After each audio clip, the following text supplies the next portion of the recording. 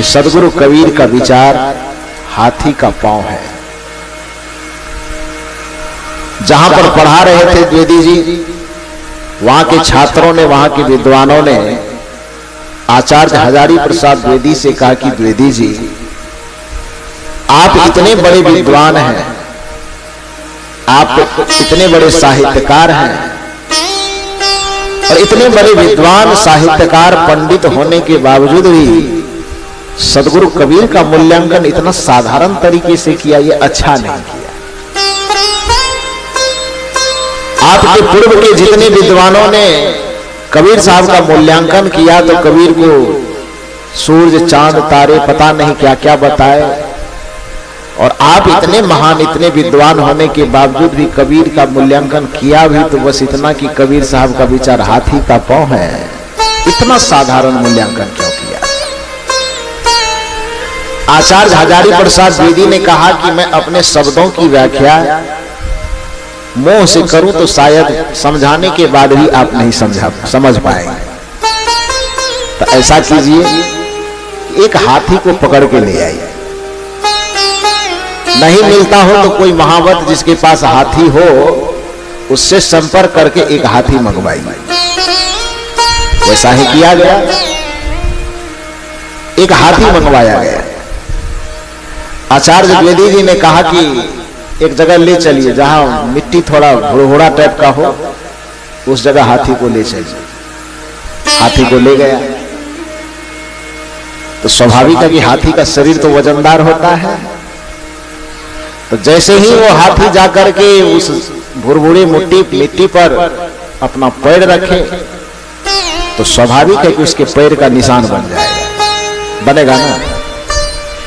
मिट्टी पर जो उनके पैर का निशान बना, उसके बाद द्विवेदी जी ने कहा कि इस पूरी धरती पे तो जितने भी पशु पक्षी किसी का भी नाम जानते हो, उन पशु पक्षी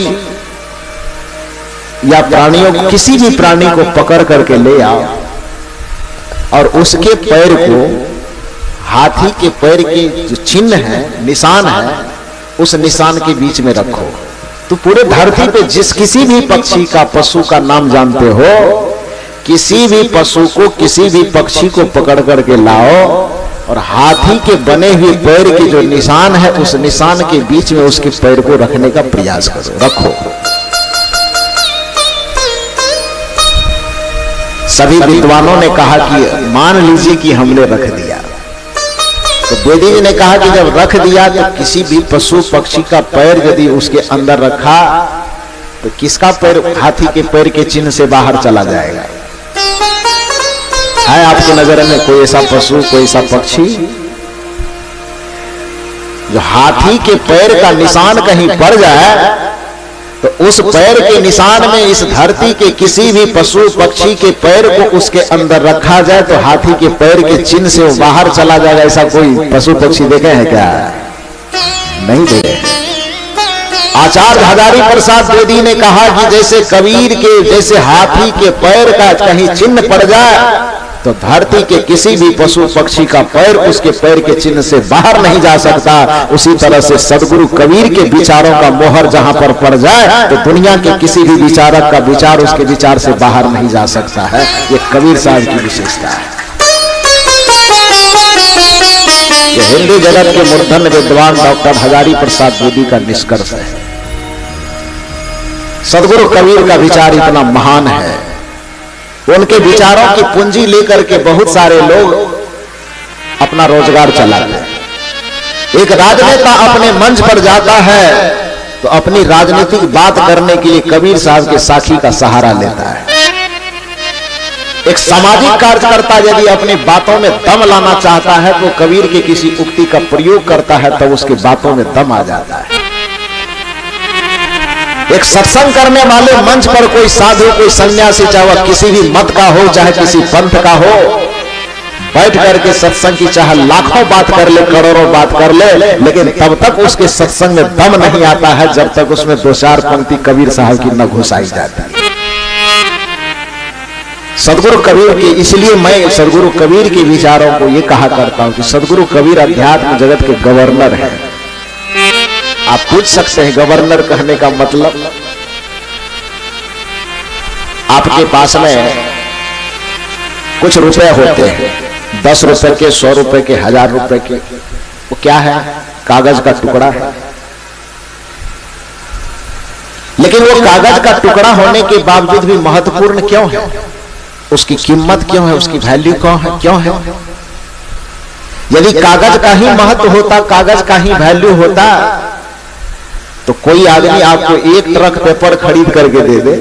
1 ट्रक दैनिक जागरण, हिंदुस्तान, प्रभात खबर का जो रद्दी पेपर है वो भी तो कागज ही है ना, कागज वह भी है। तो 1 ट्रक पेपर खरीद करके आपको दे दे और आपके ही बगल में कोई दूसरा व्यक्ति के हाथ में 2-2 हजार रुपए का नोट से भरा हुआ एक थैला दे दे, पूरा थैला लबालब भर करके 2-2 हजार रुपए के नोट की गड्डी एक थैला उसके हाथ में पकड़ा दे, तो ट्रक भरा हुआ जिसके पास पेपर गया वो फायदा में रहेगा कि एक झोला 2-2 हजार रुपए की गड्डी गई वो फायदा में रहेगा? कौन फायदा में रहेगा? ट्रक वाला कि झोला वाला? क्यों फायदा में रहेगा?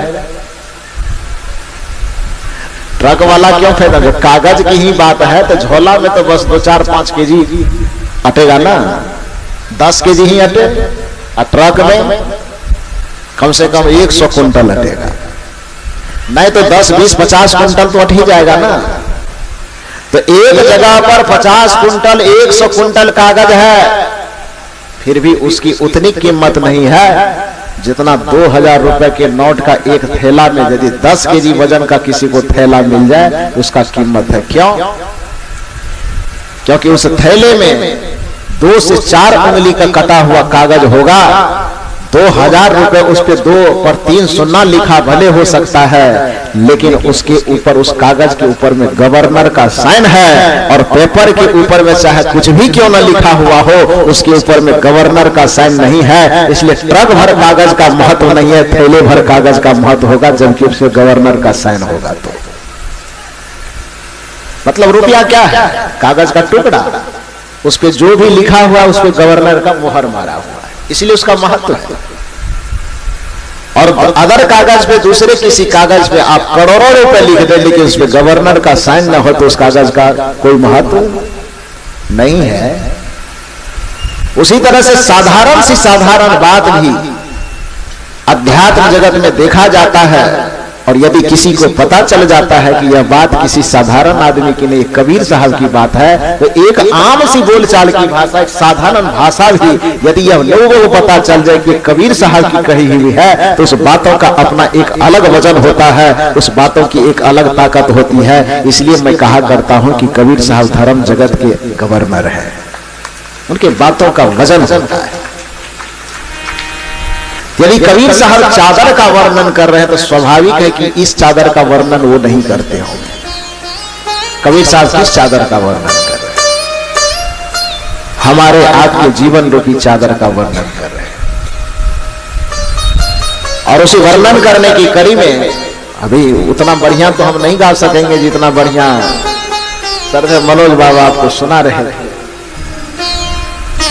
बहुत बढ़िया वर्णन कबीर साहब ने इस भजन को गाने के पहले जो गायक गाए हैं उसमें एक बहुत बढ़िया साखी कहा है। क्या कहा है? कबीरा जब हम पैदा हुए जग हंसे हमरो, ऐसी करने कर चलो हम हंसे जग रो। सदगुरु कबीर कहते कि हे मानव, जब तू इस धरती पे जन्म लेके आया था तुमको देख करके सभी लोग हंसते थे, बस अकेला तू ही रोता था। लेकिन तुम्हें 60 वर्ष 70 वर्ष 100 वर्ष का जो ये अवसर मिला है, इसमें थोड़ी बाजी पे पलट ले तुम। इस 60 वर्ष 70 वर्ष 80 वर्ष की अवधि में कुछ ऐसा करके जा इस दुनिया में कि जब तू आया था तो तू रो रहा था, बाकी सब लोग हंस रहे थे। और 60, 70 और 80 वर्ष की अवधि में कुछ ऐसा कर, ऐसी करामत कर इस दुनिया में, ऐसा काम करके चला जाए इस दुनिया से कि जाते वक्त अकेले तू हंसता जा, बाकी तुम्हारी पूरे दुनिया के लोग आंसू बहा के रोते गए। ये भला आदमी संसार से चला गया, दुनिया में अंधेरा मच जाए। तो लोगों को ये कहने पे विवश होना पड़े, बस इतना सा कह दे आपका जीवन सफल हो गया, लौकिक जीवन सफल हो गया। कबीरा जब हम पैदा हुए जग हंसे हम रोए, ऐसी करनी कर चलो हम हंसे जग रोए। और यह काम होगा कब? जब जीवन भर आप एक ही प्रयास करेंगे कि हमारे इस जीवन रूपी चादर पे कहीं से कोई दाग न लगे। हमारे और आपके जीवन की सबसे बड़ी सफलता बस इस दो बात में निहित है। पहली बात कि हमारा जीवन का बाहरी हिस्सा बेदाग रहे, उसमें कोई दाग न लगे। अब दूसरा, हमारे जीवन का आंतरिक हिस्सा बेदाग रहे, कहीं पर चिपके नहीं, आसक्त नहीं हो, मोह की रस्सी में बंधे नहीं। ये दो काम यदि व्यक्ति करने के लिए जान जाए, बाहर से बेदाग और भीतर से बेलाग। बेलाग माने समझते हैं ना? लाग माने लगाओ, लाग माने चिपकाओ, लाग का मतलब जुड़ाओ। तो बाहर से हमारा जीवन बेदाग हो, अब भीतर से हमारा जीवन बेलाग हो, कहीं पर लगाओ, कहीं चिपकाओ, कहीं आसक्ति न हो, जीवन सफल हो गया। होता क्या है कि बेलाग की बात तो थोड़ी दूर की बात है, पहले आदमी अपने जीवन को बेदाग बनाने की तो कोशिश करे। बेदाग अपने जीवन को वही व्यक्ति रख सकता है जो कम से कम अपने जीवन को समझ रहा है, जीवन के महत्व को समझ रहा है और इस जीवन की कीमत को समझ रहा है। जो व्यक्ति अपने जीवन के महत्व को, जीवन की कीमत को नहीं समझता है, वह हीरा जैसा अनमोल जीवन पाकर के भी कौड़ी के भाव में फेंक देता है। उसके हाथ में यह जीवन साबुत नहीं बचता, उसके हाथ में यह जीवन चकनाचूर हो जाता है। आप कहें कैसे? इसको एक उदाहरण से समझिए। एक छोटा सा बच्चा था, वह बच्चा खेलते खेलते अचानक एक चमकता हुआ पदार्थ पाया। छोटा बच्चा था, वो चमकते हुए पदार्थ को अपने हाथ में लिया। बचपना होने के नाते वो बच्चा समझ नहीं पाया कि ये कांच है कि हीरा है कि क्या है, नहीं है, उसे क्या समझ। चमक रहा है, अच्छा लग रहा है, बच्चा के लिए वही सब कुछ है। संजोग की बात है कि वह बच्चा बकरी चराने का काम करता था।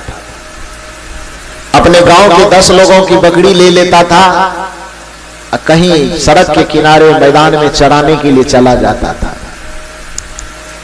2 दिन 4 दिन उस बच्चे ने जो पाया हुआ वो कांच चमकता था, उस चमकदार कांच को, शीशे को लेके खूब खेला।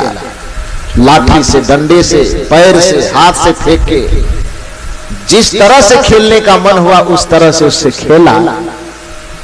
और बचपना का यह स्वभाव होता है कि चाहे वो कितना भी सुंदर चीज क्यों ना हो, थोड़े दिन के बाद मन तो भर ही जाता है ना। खेलते खेलते बच्चा को लगा कि अब इससे हम क्या खेलना। संजोग से देखा तो उसमें एक छोटा सा छेद था। बच्चा एक धागा लाया, उस छेद में धागा को प्रवेश करके और सोचा कि अब तो हम बहुत खेल लिए हैं, अब थोड़ा सा एक बकरी के बच्चा को खेलने दे देते हैं। पकड़ के लाया एक बकरी के बच्चा को, उसमें धागा दे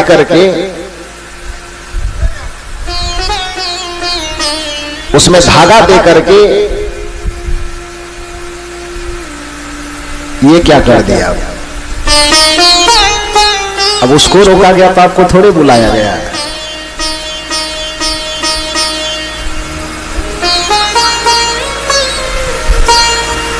जब तक प्रवचन चले, कैमरा लगा हुआ है, इसको अभी 170 देश के लोग देख रहा है।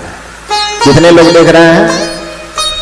कि पूरे प्रवचन को आप पंडाल में क्या कर रहे हैं, टांग फैला के बैठे हैं कि माथा ऊंचे किए हुए हैं। 170 देश के लोग देख रहा है। और जब तक यह कैमरा चले कोई प्रसाद चढ़ाने प्रणाम करने मत आइए।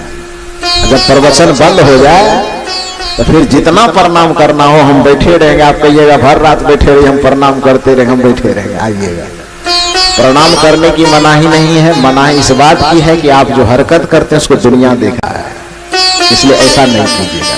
कोई भी व्यक्ति जब तक प्रवचन चले कैमरा के आगे में नहीं आइए। बोलिए सदगुरुदेव की।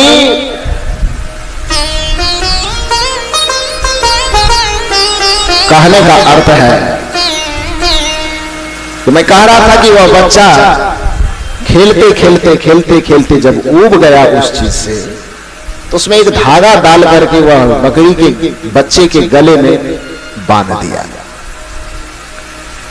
संजोग की बात चढ़ते चढ़ते चढ़ते चढ़ते वह बकरी सड़क के किनारे में चढ़ रही थी। बकरी के साथ में बच्चे भी चढ़ रहे थे और वो बच्चा जो था लड़का वो सड़क के किनारे कहीं खेल रहा था। अचानक उसी सड़क के रास्ते से एक हीरे का व्यापारी गुजरा। चलते चलते अचानक उसकी नजर उस बकरी के बच्चे के गले में पड़ी। गले में पड़ी हुई उस चमकदार चीज पर पड़ा। जैसे ही चमकते हुए चीज को देखा तो जौहरी हीरा का व्यापारी था।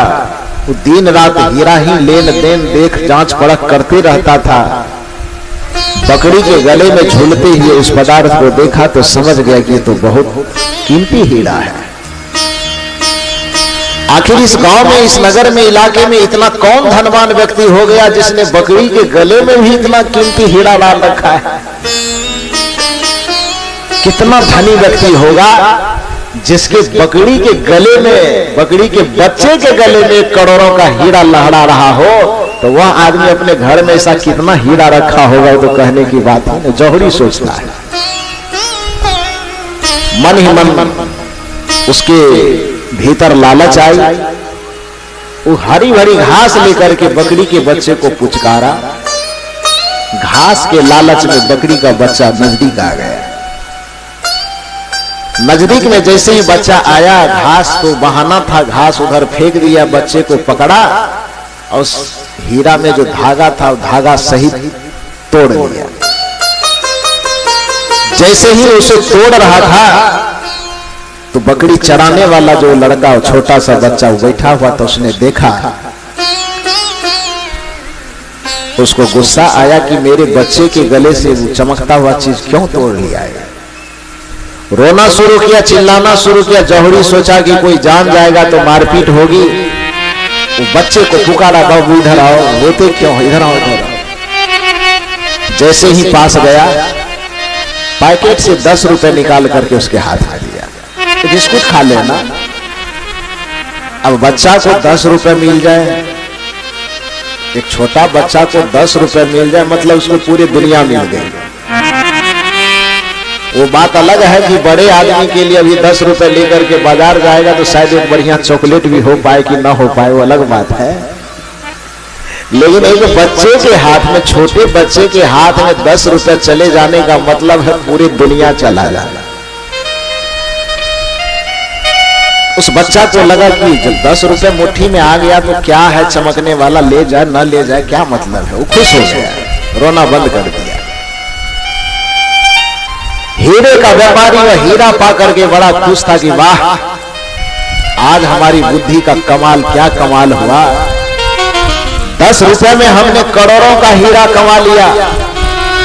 खुशी के मारे वो एक वृक्ष के नीचे गया, मुट्ठी में हीरा लिया, खुशी से झूम करके हाथ को एकदम पूरा कसता है। जैसे ही वह हीरा हाथ में लेकर के खुशी से मुट्ठी कसता है कि हीरा चकनाचूर होकर के हाथ में धूल बन गया। हीरे का व्यापारी बैठ करके माथा पीटता है और माथा पीटते हुए उस हीरा को सामने में रख करके और पूछता है हीरा से,